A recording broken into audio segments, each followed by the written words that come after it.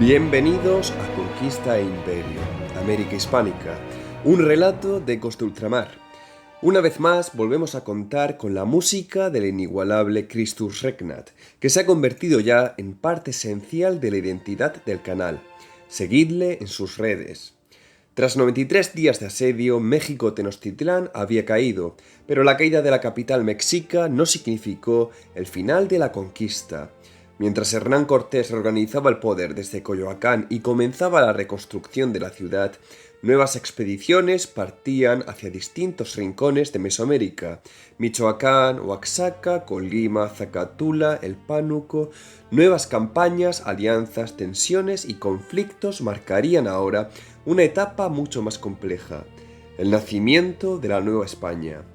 Sin más preámbulo, adentrémonos en los difíciles años que siguieron a la caída de Tenochtitlán y en la construcción del nuevo dominio español sobre Mesoamérica. En el capítulo anterior dejamos nuestra historia con la caída de México Tenochtitlán y la captura de Cuauhtémoc, el último Huey Tlatoani mexica. Tras más de 2 meses de asedio, combates constantes, hambre y epidemias, la ciudad había quedado gravemente dañada. Sin embargo, la toma de Tenochtitlán no supuso el final de la conquista, sino el inicio de una nueva etapa: la consolidación del dominio español sobre un territorio inmenso y políticamente muy fragmentado. La situación en la ciudad era crítica. Las calles y canales estaban llenos de escombros y cadáveres acumulados durante el asedio. Muchas zonas habían quedado prácticamente destruidas y el riesgo de enfermedades era enorme. Gran parte de los edificios habían sufrido graves daños durante los combates, especialmente en las zonas cercanas al recinto ceremonial y a Tlatelolco, donde se habían producido algunos de los enfrentamientos más duros de la fase final del sitio. Los grandes templos mexicas, convertidos en auténticos puntos defensivos durante la batalla, también habían quedado parcialmente arrasados, y algunos ídolos habían sido incendiados o destruidos durante los combates. En los meses y años posteriores, muchos de aquellos templos y estructuras ceremoniales serían desmontados progresivamente. Parte de sus piedras y materiales acabarían reutilizándose en iglesias, edificios administrativos y nuevas construcciones españolas. Además, para numerosos pueblos indígenas aliados de los españoles, especialmente enemigos tradicionales de los mexicas como los tlaxcaltecas, aquellos recintos simbolizaban décadas de dominio político, tributos y guerras, por lo que su destrucción también tuvo una importante carga simbólica. Ante aquella situación, una de las primeras medidas tomadas por Hernán Cortés fue restablecer cuanto antes el funcionamiento de la ciudad. Según relata Bernal Díaz del Castillo, Cortés ordenó reparar los caños del agua de Chapultepec para que el agua volviese a entrar en México Tenochtitlán como antes del sitio. Aquella decisión era fundamental.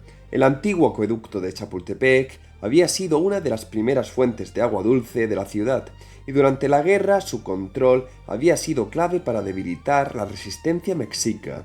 Junto a ello, también mandó limpiar las calles, retirar y enterrar los cuerpos, reparar las calzadas y puentes destruidos durante el asedio y comenzar la reconstrucción de casas y palacios. Aquello dejaba clara una idea: Cortés no pretendía abandonar la ciudad tras conquistarla. La antigua capital mexica iba a convertirse en el principal centro político de la Nueva España.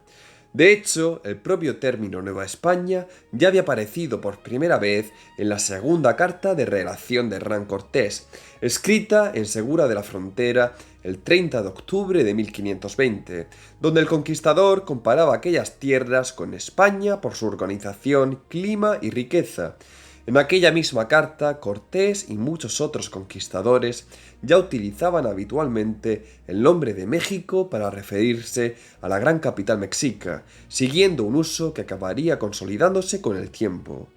A diferencia de otras grandes ciudades mesoamericanas conquistadas por los españoles, Tenochtitlán no recibió un nuevo nombre castellano o cristiano que sustituyese completamente al indígena. El enorme prestigio político y simbólico de la ciudad en toda Mesoamérica, unido al uso constante que los propios españoles hacían del topónimo México en cartas, crónicas y documentos oficiales, como ya aparecía en las cartas de relación de Cortés, favoreció la conservación del nombre. Además, las nuevas autoridades españolas buscaban establecer una cierta continuidad política entre la antigua capital mexica y la nueva capital virreinal que comenzaba a levantarse sobre sus ruinas. Fue precisamente en aquellos años cuando empezó a tomar forma la futura Ciudad de México, denominación que terminaría consolidándose oficialmente décadas más tarde, cuando en 1545 la corona la reconoció formalmente como la muy noble, insigne, muy leal e imperial Ciudad de México. Sobre aquella ciudad devastada comenzó así la construcción de una nueva urbe hispana, aunque todavía pasarían años hasta que aquella transformación estuviese completada. Muchos materiales procedentes de antiguos templos, palacios y edificios ceremoniales fueron reutilizados en iglesias, viviendas y edificios administrativos españoles, mientras el paisaje urbano iba modificándose lentamente. Aún así, durante mucho tiempo siguieron existiendo amplias zonas en ruinas, canales cegados y numerosos edificios destruidos tras el asedio. Mientras tanto, Cortés estableció su cuartel y centro de operaciones en Coyoacán. Desde allí comenzaría a reorganizar el territorio recién conquistado y redactaría su tercera carta de relación, firmada el 15 de mayo de 1522. En ella narró detalladamente los sucesos ocurridos durante la conquista de Tenochtitlán. Consta decir algo muy importante y que normalmente a la gente se le escapa. La caída de México-Tenochtitlán no significó en absoluto la conquista inmediata de todo el territorio que hoy conocemos como México. Aunque la capital mexica había sido derrotada, gran parte de Mesoamérica seguía formada por decenas de señoríos, provincias y estados indígenas que conservaban sus propios intereses, rivalidades y estructuras políticas. Algunas regiones aceptaron relativamente rápido el nuevo equilibrio surgido tras la caída de los mexicas. Otras, en cambio, resistieron durante años o protagonizaron nuevas guerras contra los españoles. Comenzaba así una etapa muy distinta a la del asedio de Tenochtitlán. Ya no se trataba únicamente de derrotar a un gran poder central, sino de consolidar lentamente el dominio español mediante alianzas, campañas militares, fundación de villas, repartos de encomiendas y pactos con numerosas élites indígenas locales. Siguiendo así con nuestra trama, en los días posteriores a la conquista, Cuauhtémoc y varios nobles mexicas solicitaron a Cortés que fueran devueltas algunas mujeres de linajes importantes que habían sido tomadas durante los combates y el saqueo posterior de la ciudad. Cortés permitió que fueran buscadas entre los distintos campamentos españoles y aliados, pero la situación era ya mucho más compleja de lo que había sido antes del sitio. Según relata Bernal Díaz del Castillo, varias de aquellas mujeres se negaron a regresar. Algunas convivían ya con soldados españoles, otras habían sido repartidas entre capitanes y aliados, y otras simplemente se ocultaron o afirmaron no querer volver con sus antiguos maridos o familias. Aquella escena reflejaba hasta qué punto el orden político y social de la antigua Tenochtitlán había quedado profundamente alterado tras la guerra. Mientras tanto, otro asunto comenzó rápidamente a generar tensiones entre los vencedores: el reparto del oro. Muchos conquistadores habían participado en la campaña convencidos de que tras la caída de México Tenochtitlán obtendrían enormes riquezas. Sin embargo, cuando comenzaron a reunirse el oro, la plata y las joyas recuperadas después del asedio, la cantidad resultó mucho menor de lo que numerosos soldados esperaban. Pronto empezaron a circular rumores de que parte del tesoro mexica había sido escondido o arrojado a la laguna antes de la captura de Cuauhtémoc. También surgieron sospechas contra algunos aliados indígenas, especialmente tlaxcaltecas y otros contingentes que habían participado en el saqueo de la ciudad, a quienes varios españoles acusaban de haber ocultado parte del botín. La búsqueda de aquel supuesto tesoro perdido acabaría desembocando en uno de los episodios más controvertidos y recordados de los meses posteriores a la caída de Tenochtitlán. Muchos soldados españoles estaban convencidos de que una gran parte de las riquezas mexicas seguía oculta en algún lugar. La decepción con el reparto del botín había generado un ambiente de creciente tensión, y pronto comenzaron las sospechas de que Cuauhtémoc conocía el paradero del tesoro desaparecido. Según relatan Bernal Díaz del Castillo y López de Gómara, fueron especialmente los oficiales de la Real Hacienda, entre ellos el tesorero Julián de Alderete, quienes presionaron para obtener más oro, insistiendo en que los mexicas habían escondido enormes riquezas antes de la caída de la ciudad. Bernal incluso deja entrever que Cortés no impulsó directamente el tormento, aunque terminó consintiéndolo. Finalmente, Cuauhtémoc y Tetlepacuantzaltzin, señor de Tlacopan o Tacuba, uno de los antiguos miembros de la Triple Alianza Mexica, fueron sometidos a interrogatorio bajo tortura para intentar descubrir dónde se encontraba el supuesto tesoro oculto. Las crónicas coinciden en describir un castigo especialmente duro. A ambos les untaron los pies con aceite y se los quemaron lentamente mientras eran interrogados.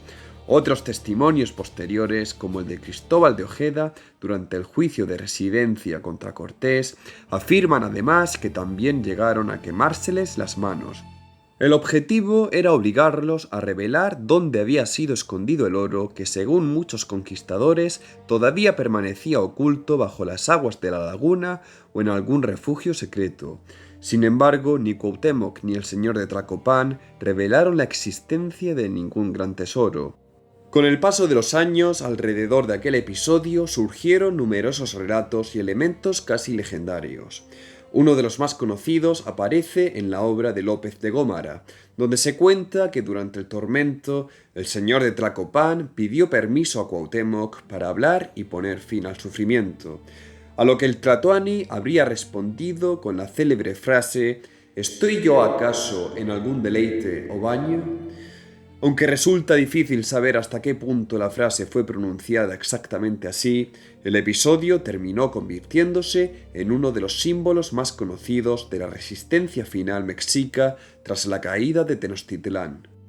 Pese a todo, el resultado fue prácticamente inútil. No apareció ningún gran tesoro oculto, tan solo se recuperaron algunas piezas menores extraídas de la laguna, muy lejos de las riquezas que muchos españoles habían imaginado encontrar tras la conquista de la capital mexica. Aquella decepción alimentó todavía más el misterio en torno al supuesto tesoro perdido de Moctezuma, una cuestión que ha intrigado a cronistas, historiadores y arqueólogos durante siglos.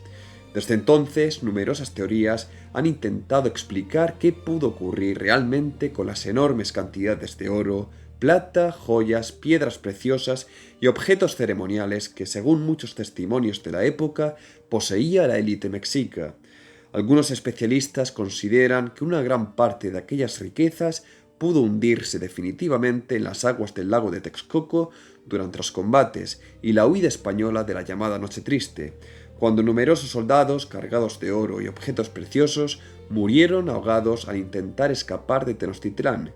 De hecho, como ya vimos en el capítulo de la Noche Triste, varias crónicas mencionan cómo muchos españoles transportaban tanto metal precioso que apenas podían moverse con facilidad entre los puentes destruidos, los canales y el caos de la retirada.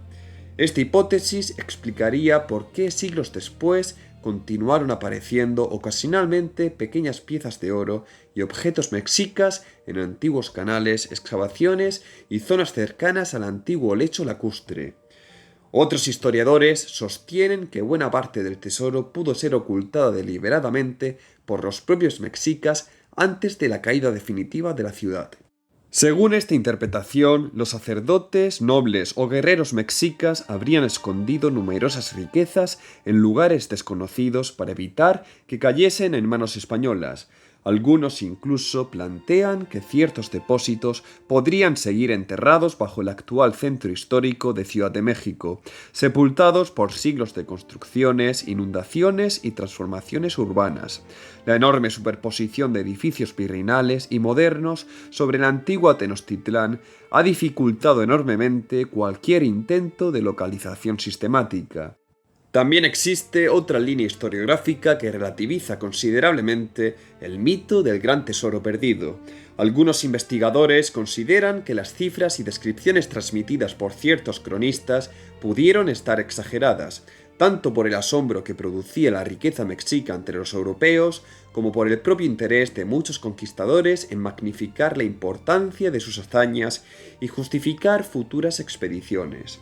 Además, una parte sustancial del oro disponible ya había sido fundida y repartida entre los españoles tras la conquista, mientras otra gran cantidad pudo haber sido destruida, reciclada o dispersada en medio del colapso político y militar del Imperio Mexica.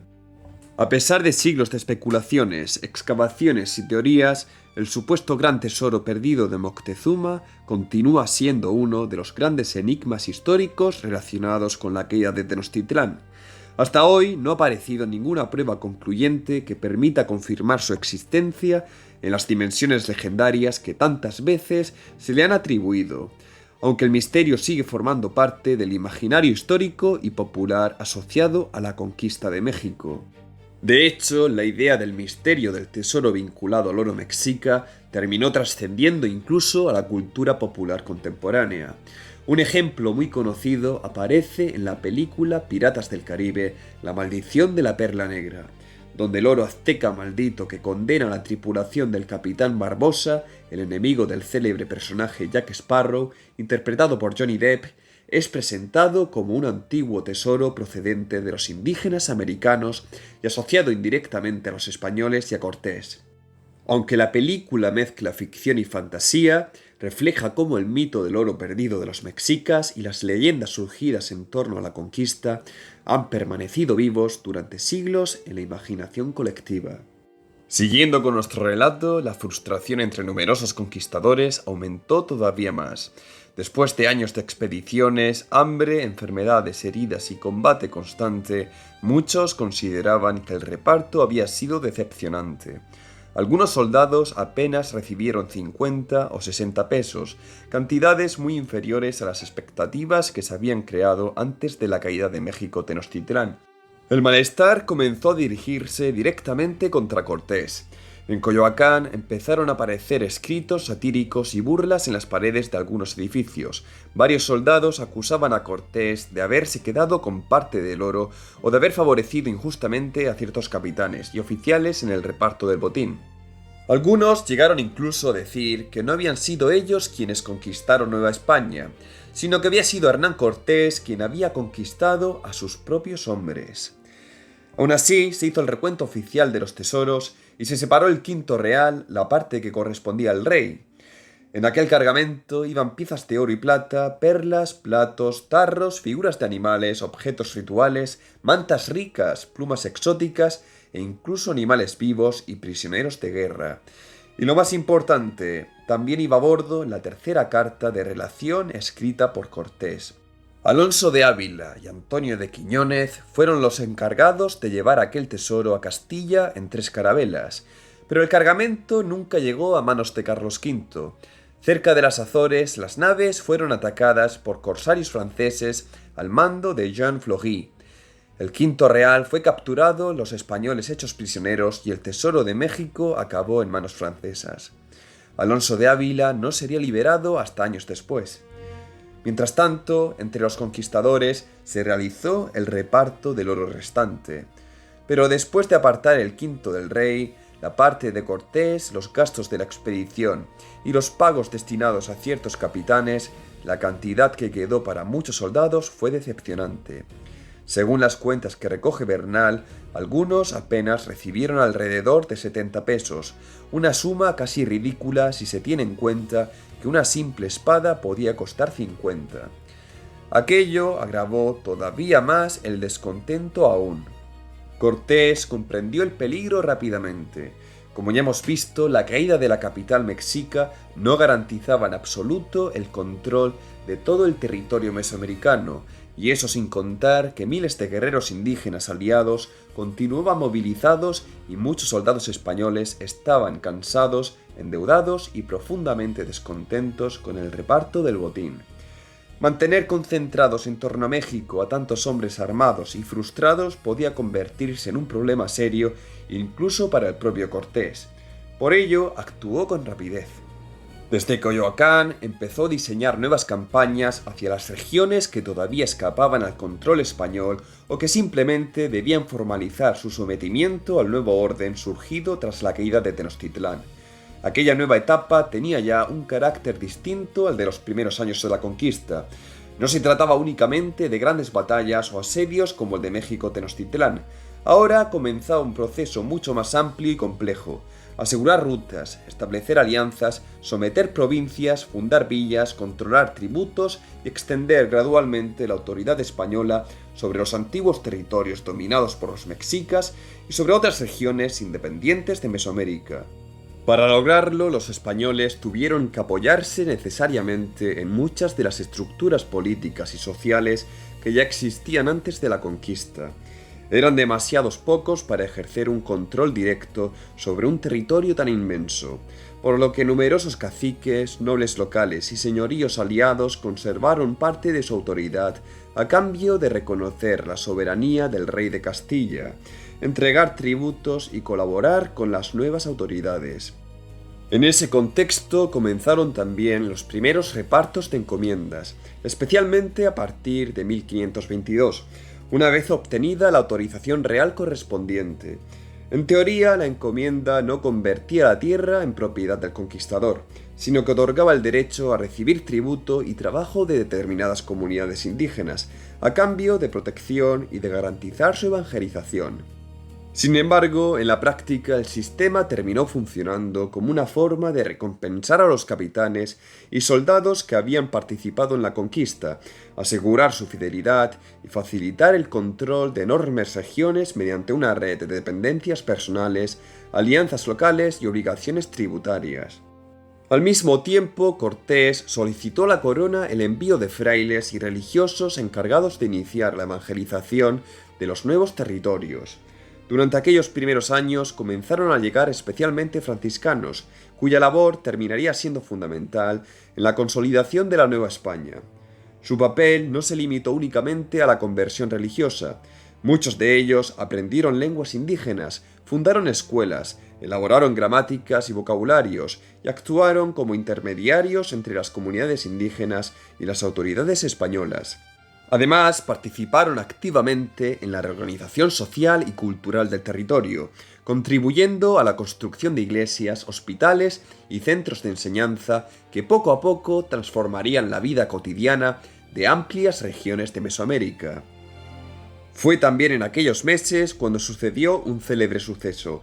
Desde el Caribe llegó a las costas mesoamericanas la esposa de Cortés, Catalina Suárez Marcaida, conocida en algunas fuentes como la Marcaida. Catalina arribó a Nueva España en agosto de 1522, acompañada de varios miembros de su familia. Inicialmente fueron alojados en Coatzacoalcos, pero después, por orden de Cortés, se trasladaron a Coyoacán. Sin embargo, Catalina apenas permaneció unos meses junto a Cortés. Las fuentes mencionan que pocos días antes de su muerte sufrió un desvanecimiento, mientras visitaba la huerta de Juan Garrido, lo que llegó a alarmar a quienes se encontraban presentes. Aunque finalmente se recuperó, el episodio quedó grabado en la memoria de quienes la rodeaban. La noche del 1 de noviembre de 1522 se celebró una fiesta en la residencia de Cortés en Coyoacán. Según Bernal Díaz del Castillo, Catalina estuvo alegre, bailó y participó con normalidad en el banquete. Sin embargo, horas más tarde apareció muerta en sus aposentos. Bernal menciona el episodio de manera breve pero significativa. La hallaron muerta de asma una noche, y que habían tenido un banquete el día antes y en la noche, y muy gran fiesta. Aunque el propio cronista añadía prudentemente que no deseaba profundizar más en el asunto, la muerte de Catalina provocó rumores casi inmediatos. Diversos testimonios posteriores recogidos durante los juicios contra Cortés afirmaban que aquella noche se había producido una fuerte discusión entre ambos, motivada supuestamente por los constantes rumores sobre las relaciones del conquistador con otras mujeres. Entre ellas destacaba especialmente doña Marina, la Malinche, intérprete y figura clave durante la conquista de México, con quien Cortés había mantenido una conocida relación y había tenido ya un hijo, Martín Cortés. Algunos testigos aseguraron haber visto marcas en el cuello del cadáver, una gargantilla rota e incluso señales extrañas en la habitación. Otros, sin embargo, negaron haber observado indicios de violencia. Las sospechas crecieron rápidamente. Muy pronto comenzó a circular la acusación de que Cortés podría haber matado a su esposa para librarse de un matrimonio que ya no le resultaba políticamente útil y poder aspirar a una unión de mayor prestigio social. Años después, durante los juicios de residencia realizados contra él, el caso volvió a salir a la luz y la familia de Catalina llegó incluso a presentar acusaciones formales por presunto estrangulamiento. Sin embargo, nunca pudo demostrarse oficialmente ningún asesinato. Otros testimonios insistían en los problemas de salud previos de Catalina y en posibles ataques asmáticos o dificultades respiratorias como causa de la muerte. El proceso judicial se prolongaría durante décadas entre reclamaciones económicas y disputas familiares y acusaciones cruzadas, convirtiéndose en uno de los episodios más polémicos de la vida privada de Hernán Cortés. En aquellos mismos meses surgió también una importante disputa política por el control de la Nueva España. Desde el Caribe llegó Cristóbal de Tapia, funcionario enviado con provisiones reales que en teoría le otorgaban autoridad para asumir el gobierno del territorio recién conquistado. Su llegada generó una enorme tensión entre los hombres de Cortés. Muchos temían que un cambio de mando provocase divisiones internas justo cuando buena parte del territorio seguía inestable. Además, Tapia contaba con el respaldo de Juan Rodríguez de Fonseca, uno de los principales enemigos políticos de Cortés en Castilla. Finalmente, varios de los principales capitanes cortesianos negociaron con Tapia y consiguieron impedir que asumiese el gobierno efectivo de la Nueva España. Poco después, el funcionario regresó al Caribe sin lograr desplazar a Cortés, que salió todavía más reforzado políticamente tras la crisis. Volviendo con la trama, Cortés comenzó a preparar nuevas campañas hacia aquellas regiones de Mesoamérica que todavía permanecían fuera de su control directo. La primera gran expedición organizada tras la caída de la capital mexica tendría como destino el occidente mesoamericano. Allí seguía existiendo un poderoso estado indígena que durante décadas había rivalizado con los mexicas y que jamás había sido sometido por Tenochtitlán, el reino purépecha de Michoacán. Para encabezar aquella misión, Cortés eligió a uno de sus capitanes más importantes, Cristóbal de Olid. La expedición de Olid hacia el occidente mesoamericano marcó el inicio de una nueva fase tras la caída de Tenochtitlán. A diferencia de la guerra contra los mexicas, la campaña del imperio purépecha tendría un desarrollo muy distinto, caracterizado más por la negociación, la tensión política y el impacto provocado por la destrucción de México Tenochtitlán que por una gran guerra abierta. Las dos fuentes principales que describen este episodio son la historia verdadera de la conquista de la Nueva España de Bernal Díaz del Castillo y la relación de Michoacán de Fray Jerónimo de Alcalá, una obra fundamental para comprender la visión purépecha de aquellos acontecimientos. Bernal Díaz menciona brevemente la expedición al afirmar que Cristóbal de Olid vino de Michoacán y que aquella tierra la halló de paz, añadiendo además que le dieron mucho oro y plata. Aunque Bernal no desarrolla demasiado el episodio, esa frase resulta muy importante porque confirma que el imperio purépecha aceptó inicialmente el nuevo equilibrio político surgido tras la caída de los mexicas sin presentar una resistencia comparable a la de Tenochtitlán. La relación de Michoacán, sin embargo, ofrece una narración mucho más extensa y detallada. Según esta fuente, las noticias de la destrucción de México Tenochtitlán había provocado una enorme inquietud dentro del reino purépecha, incluso antes de la llegada de los españoles. Los purépechas ya conocían la existencia de los caballos, las armas castellanas y las epidemias que estaban devastando distintas regiones de Mesoamérica.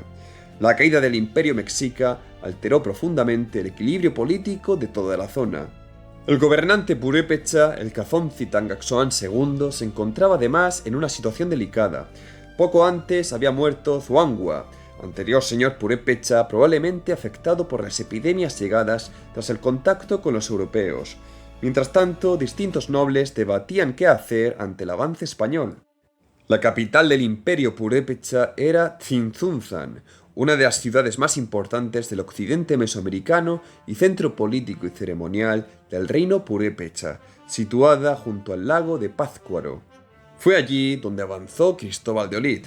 acompañado no solo de españoles, sino también de aliados indígenas y mensajeros procedentes del Valle de México.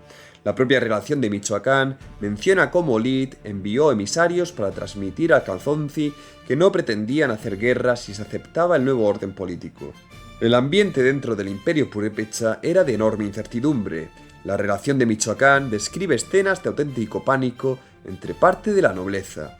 Algunos principales llegaron incluso a proponer que el Calzonzi se suicidara arrojándose a la laguna antes que caer bajo dominio extranjero. Otros defendían resistir militarmente, mientras ciertos sectores intentaban utilizar la crisis para aumentar su propio poder dentro del reino.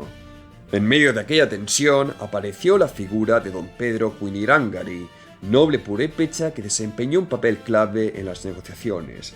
Según la fuente, fue él quien trató de convencer al Calzonzi de que los españoles no llegaban inicialmente con intención de destruir el reino, si éste aceptaba colaborar y evitar una guerra abierta. Finalmente, cuando las fuerzas de Cristóbal de Olid se aproximaron a Tzintzuntzan, los purépechas optaron por recibirlas pacíficamente. Los señores purépechas acudieron armados al encuentro de los españoles, aunque más como precaución que como inicio de batalla. Cristóbal de Olid les ordenó entonces dejar las armas y acercarse sin temor. Poco después se produjo el recibimiento formal y la entrada de los españoles en Tzintzuntzan. El contraste con la caída de Tenochtitlán era enorme. No hubo un largo asedio ni una destrucción masiva de la capital purépecha. Los españoles permanecieron allí durante semanas. Fueron abastecidos con comida y comenzaron rápidamente a exigir oro, plata y objetos de valor. La relación de Michoacán describe con gran detalle las enormes cantidades de metales preciosos y objetos rituales que los purépechas entregaron a los recién llegados. Cristóbal de Olid ordenó que buena parte de aquel tesoro fuese enviada a Hernán Cortés. El propio texto menciona decenas de arcas llenas de oro, plata, roderas ceremoniales, joyas, plumajes y objetos rituales acumulados durante generaciones por los gobernantes purépechas. Aún así, el sometimiento inicial del imperio purépecha no significó la desaparición inmediata de sus estructuras políticas. Tangaxoán II conservó inicialmente su posición como gobernante, y los españoles mantuvieron durante un tiempo cierta continuidad del poder local mientras consolidaban su control sobre la región. Debido a la disposición inicial de los purépechas a colaborar y evitar una guerra abierta, el reino mantuvo durante los primeros años una situación relativamente autónoma, comparable en ciertos aspectos a la que conservaron los tlaxcaltecas tras la conquista de México Tenochtitlán. Sin embargo, como ya veremos en los siguientes capítulos, aquella relación terminaría deteriorándose con el paso de los años. Mientras Olid avanzaba hacia el occidente y consolidaba el sometimiento inicial del imperio purépecha, Hernán Cortés continuaba enviando expediciones hacia otras regiones que todavía escapaban al control español o que se habían rebelado tras la caída de Tenochtitlán.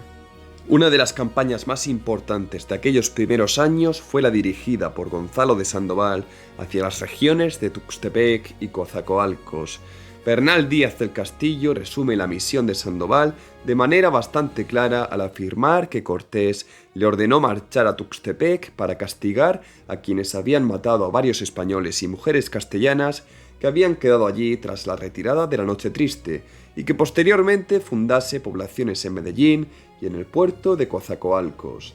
La situación en aquella zona seguía siendo inestable desde los acontecimientos de 1520. En la región de Tuxtepec habían quedado soldados pertenecientes a la expedición de Pánfilo de Narváez, así como varias mujeres castellanas que no pudieron retirarse a tiempo junto a las fuerzas de Cortés durante la crisis de México Tenochtitlán. Según las fuentes castellanas, tiempo después fueron atacados y muertos por grupos indígenas de la zona vinculados a guarniciones mexicas. Bernal habla de más de 70 españoles y varias mujeres castellanas muertos en aquellos hechos. Cuando Gonzalo de Sandoval llegó a Tuxtepec, buena parte de la provincia se sometió rápidamente, aunque algunos de los responsables de aquellas muertes continuaban resistiendo. Bernal describe incluso cómo él mismo estuvo presente en la expedición y cómo los defensores se habían refugiado en un adoratorio fortificado antes de ser finalmente derrotados. Sandoval logró capturar al principal capitán mexica implicado en los ataques y tras realizar un proceso formal ordenó su ejecución en la hoguera como castigo ejemplar. Otros participantes evitaron la pena máxima, aunque varios fueron castigados. Sin embargo, la situación en aquellas regiones seguía siendo complicada. Más allá de Tuxtepec se extendían territorios dominados por pueblos zapotecas asentados en zonas montañosas extremadamente difíciles. Sandoval intentó inicialmente atraerlos de manera pacífica, pero varios grupos rechazaron someterse. Entonces envió al capitán Briones con más de 100 soldados y aliados indígenas para tratar de asegurar la región. La expedición terminó mal. Bernal Díaz describe las sierras zapotecas como lugares abruptos llenos de niebla, barrancos y senderos estrechos donde los caballos apenas podían avanzar. Los zapotecas emboscaron a las fuerzas de Briones en las montañas, provocándoles numerosas bajas y obligándolos a retirarse. El propio Bernal aprovecha el episodio para destacar la enorme dificultad del terreno y la capacidad guerrera de aquellos pueblos. Pese a ello, Sandoval consiguió posteriormente asegurar alianzas con otros señoríos zapotecos rivales de los anteriores, especialmente en la región de Jaltepec. Algunos de aquellos señores acudieron ante los españoles llevando presentes de oro procedente de minas locales, joyas y ricos tejidos. Aquellas noticias despertaron inmediatamente el interés de los conquistadores por las minas del sur mesoamericano. Tras consolidar parcialmente el control de la región, Sandoval comenzó a fundar nuevas poblaciones. Por orden de Cortés, estableció la villa de Medellín, nombre elegido en honor a la localidad extremeña donde había nacido Hernán Cortés. Más tarde avanzó hacia el gran río de Coatzacoalcos.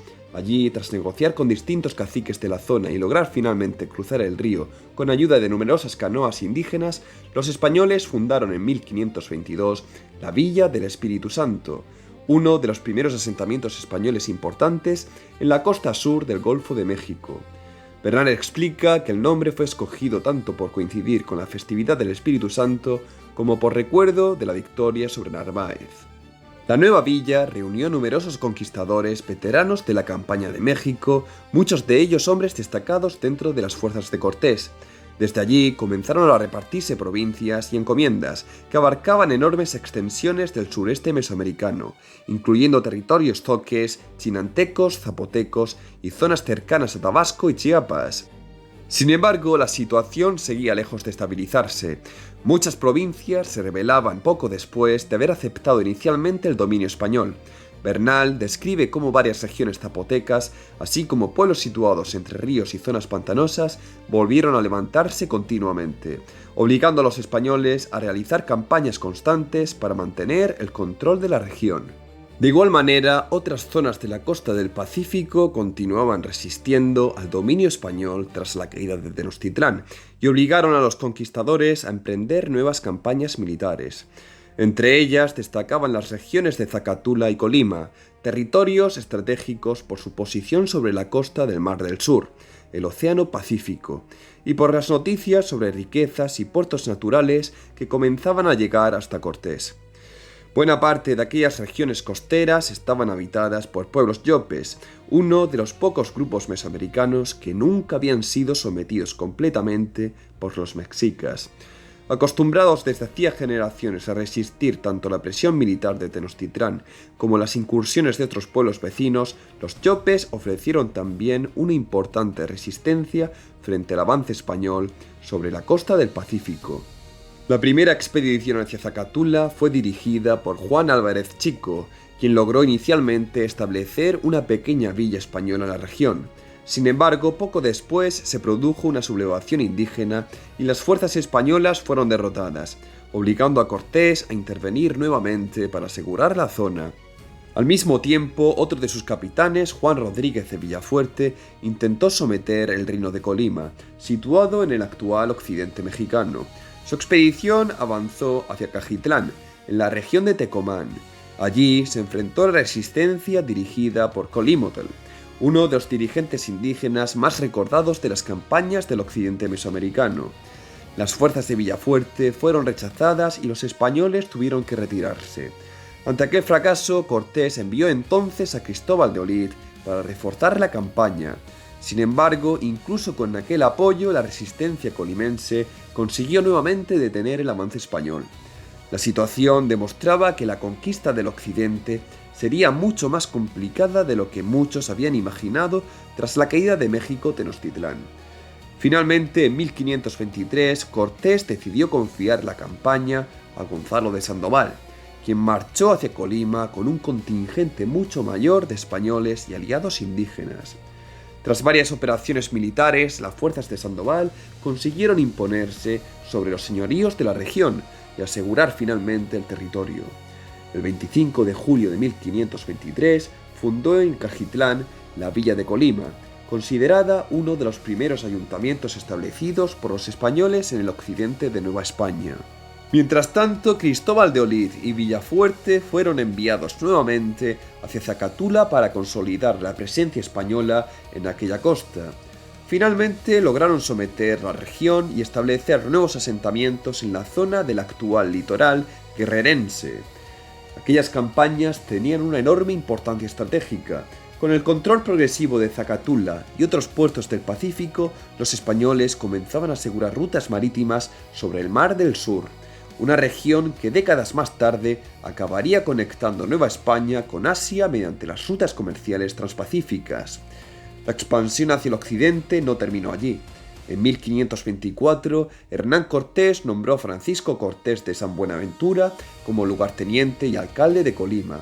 Desde allí organizó nuevas expediciones hacia regiones todavía poco conocidas por los españoles, avanzando hacia zonas de los actuales estados de Jalisco y Nayarit.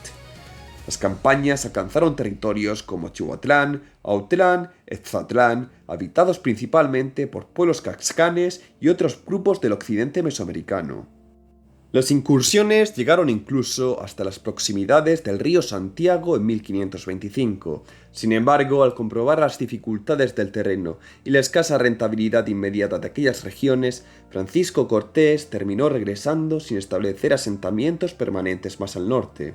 Mientras algunas campañas avanzaban hacia las regiones occidentales de Colima y Zacatula, otras expediciones españolas comenzaron a dirigirse al sur de Mesoamérica, especialmente hacia Oaxaca, Tehuantepec y la rica provincia costera de Tututepec. Poco después de la caída de Tenochtitlán, Hernán Cortés envió a Francisco de Orozco hacia la región de Huaxiacac, donde en noviembre de 1521 empezó a consolidarse una presencia española permanente. La situación política en aquellas tierras era muy distinta a la del Valle de México. Desde hacía tiempo, numerosos señoríos zapotecos mantenían intensas rivalidades con los mixtecos de la costa del Pacífico, particularmente con los poderosos dominios de Tututepec. Aprovechando aquella situación, varios señoríos zapotecos enviaron embajadas a Cortés ofreciendo amistad, obediencia al rey de Castilla y colaboración con los españoles a cambio de apoyo militar contra sus enemigos. Tanto Bernal Díaz del Castillo como otras crónicas mencionan estos contactos diplomáticos que permitieron a los españoles intervenir rápidamente en los conflictos de la región. Aquellas embajadas no solo llevaron propuestas de alianza, sino que también transmitieron noticias que despertaron de inmediato el interés de Cortés y de muchos conquistadores: la existencia de abundante oro en el sur mesoamericano. Según relata Bernal Díaz, los zapotecas de Tehuantepec informaron a los españoles de que los señoríos de Tututepec poseían importantes riquezas, minas y numerosas joyas de oro, unas informaciones que contribuyeron decisivamente a impulsar nuevas expediciones hacia aquellas regiones. Aquellas noticias llegaron además en un momento especialmente delicado para Cortés. Poco antes se había sabido que el gran cargamento enviado a Castilla con el V Real había sido capturado por los corsarios franceses. Como ya hemos visto, la pérdida de aquel tesoro incrementó todavía más la necesidad de conseguir nuevas riquezas para financiar las campañas y mantener satisfechos a los conquistadores. Por ello, Cortés decidió enviar hacia el sur a uno de sus capitanes más importantes, Pedro de Alvarado, a quien muchos indígenas llamaban Tonatiuh, el Sol, debido a su cabello rubio y a su aspecto físico. Bernal Díaz describe cómo Cortés entregó a Alvarado alrededor de 180 soldados, incluidos numerosos ballesteros, escopeteros y más de 30 jinetes. La expedición partió en 1522. Durante el avance, Pedro de Alvarado atravesó diversas regiones montañosas y zonas todavía inestables.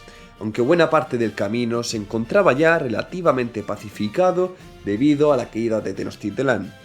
Finalmente, tras más de 40 días de marcha, las fuerzas españolas llegaron a Tututepec. Según Bernal Díaz, el señor mixteco salió inicialmente a recibirlos de paz y les ofreció alojamiento, alimentos y abundantes presentes de oro.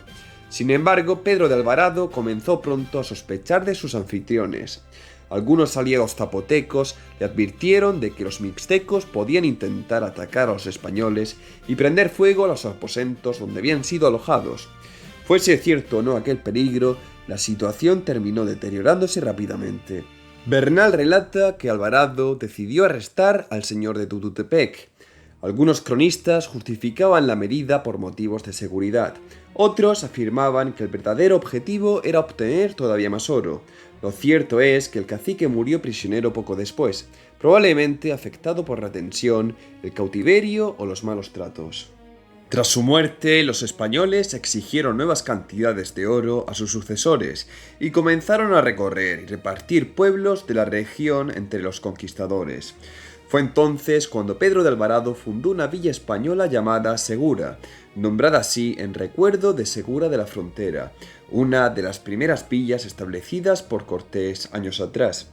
Sin embargo, la situación dentro de la propia expedición pronto comenzó a complicarse. Bernal Díaz describe cómo numerosos soldados estaban profundamente molestos con Alvarado porque éste acumulaba grandes cantidades de oro sin repartirlas entre sus hombres. También existía malestar por los repartimientos de tierras y encomiendas, considerados insuficientes por muchos conquistadores. La tensión llegó a tal punto que varios soldados organizaron una conspiración para asesinar a Pedro de Alvarado y a sus hermanos. Según Bernal, el complot fue descubierto pocas horas antes de ejecutarse gracias a la confesión de uno de los implicados. Alvarado reaccionó rápidamente, mandó arrestar a los principales conspiradores y ordenó ahorcar a 2 de ellos como castigo ejemplar. Pese a todo, la nueva villa nunca terminó de consolidarse. El clima extremadamente cálido, las enfermedades, los mosquitos y las duras condiciones de la región provocaron que muchos españoles abandonasen el asentamiento poco tiempo después. Finalmente, la villa fue despoblada y numerosos soldados regresaron hacia Oaxaca o México. La situación provocó además nuevas rebeliones indígenas en la región. Bernal explica que tras el abandono parcial de los españoles y recordar los abusos cometidos durante la campaña, varios pueblos volvieron a levantarse. Pedro de Alvarado tuvo que regresar más tarde para restablecer nuevamente el control sobre Tututepec, aunque en aquella ocasión logró pacificar la región sin necesidad de grandes enfrentamientos militares. Así, mientras el dominio español continuaba extendiéndose por el sur y el occidente de Mesoamérica, Hernán Cortés seguía recibiendo noticias de nuevas rebeliones, campañas y conflictos en distintas partes del territorio recién conquistado. Tras estas campañas, otro de los grandes focos de tensión surgió en el norte del Golfo de México, en torno al río Pánuco y las tierras huastecas. Aquella región llevaba años despertando el interés de distintos conquistadores y gobernantes españoles debido a su posición estratégica y a las condiciones sobre sus riquezas y poblaciones.